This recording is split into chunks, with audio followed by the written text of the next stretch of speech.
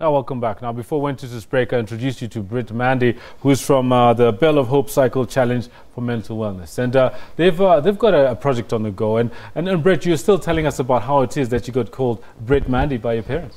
Yes, my mom didn't want anyone to ever forget my name, so that's how I got Britt. Yes. I'm not going to forget it. No. I'm not going to forget it. Britt, can you tell us a little bit? You've got this cycle challenge that's coming up in basically a couple of days' time. Can you tell us a little bit more about the challenge itself and what it's about, who's taking part and what it's for? Sure. The Bell of Hope Cycle Challenge was put together 5 years ago. This is the 5th year it will be running. It was Charmaine Hennings, our directors. It was her dream. One of our residents, Kerry van Buddenbroek, put the first Bell of Hope Challenge together. And from there it took off. And it's been an event ever since then, every year in the cradle of humankind. Tell me, like, this is meant to cater for everyone, not just mentally disabled cyclists or participants. How do people get involved, and can you give us a little more detail on that side as well? You can enter at cycle events online, or you can do late registration at Cycle Labs in 4 ways on Saturday morning between 9 and 2, or on the day at Valverde Hotel from 5 a.m. in the morning. Different distances that people get to cover? Yes, we've got a fun ride, which is the 15 kilometer for the not so fit, and then we've got the 50 kilometer.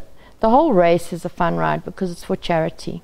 It's not a timed event, and basically it's a charity fun ride, so everybody enjoys themselves. I see you've also got disabled cyclists that get involved as well. Yes. Just earlier on this morning, we're hearing about how Ernst van Dijk got pipped at the post at the Boston Marathon. I mean, he's our big disabled cyclist that a lot of people follow. Are we expecting a big entry from the disabled cyclists? We're hoping to have some of the national riders there, yes. So we're looking forward to that, yeah. Tell me how you got involved with this particular project. I mean, how did you get in the mix with this particular one? Well, actually, I wasn't involved with the race at all. I'm more Charmaine's PA, and I do a little bit of everything. Who's Charmaine? Charmaine is our director. She runs Ebenezer House. All right. So I work more with the residents at the home.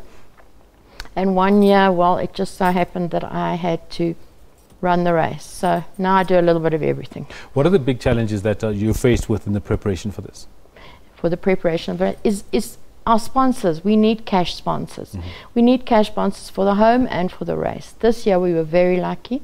We got a sponsor from A Thermal. He sponsored our buffs. And we get a lot of sponsors from the community who sponsor prizes, which we're very blessed with. The home itself relies on cash donations. Who do you have at the home? Just tell us a little bit about the home and how you who you cater for at the home. Our home caters for residents with bipolar schizophrenia and schizoaffective disorders. We license under the Department of Health. We are an individual living facility, which makes us, most of our residents are high functioning, right? So there's a program that they follow, but they are still allowed to then go outside the home. What do you mean by high functioning? High functioning means that they can work. A lot of them can work. Okay. Most of them are compliant on their medication and they function normally. Unfortunately, there's a very bad stigma when it comes to mental illness. And hopefully this cycle race that we do every year, where all our residents get involved, helps to destigmatize mental illness and helps the residents get involved with the community, and the community learn more about people with mental illness. We've got one resident who went to hospital, you'll never believe this, to a surgeon, and when he told the surgeon he had paranoid schizophrenia, the surgeon didn't believe him.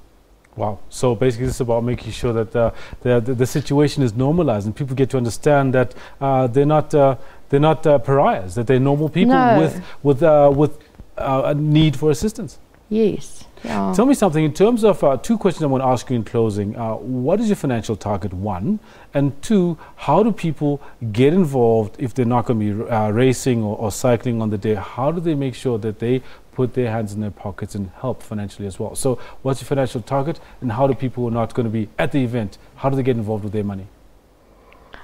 Our financial target is to be able to run the home without financially monthly without having to look for fundraising or to look for money for food and whatnot. To be able to donate to Ebenezer House, you would either send an email to ebenezer@mwebid.coza, or you would contact us on 073 365 4092 or 082 434 7235.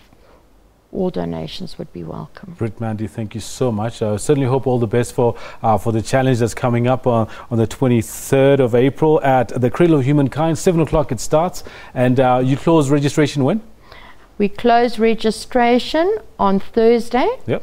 But we have late registration at Cycle Lab and Fourways on Saturday between 9 and 2, and late registration on the day at Valverde from 5 a.m. Now, very good. Bring your bike along. Make sure that you get involved and help the Ebenezer Home, which helps people with bipolar, schizophrenia, and other mental challenges. And make sure that you can bring your money along as well. That was Britt Mandy from the Home. We'll take a short break. When we come back, we've got a whole lot more. Like I promised you, we'll be chatting to Olympic silver medalist, Sunette Viljoen. Don't go anywhere.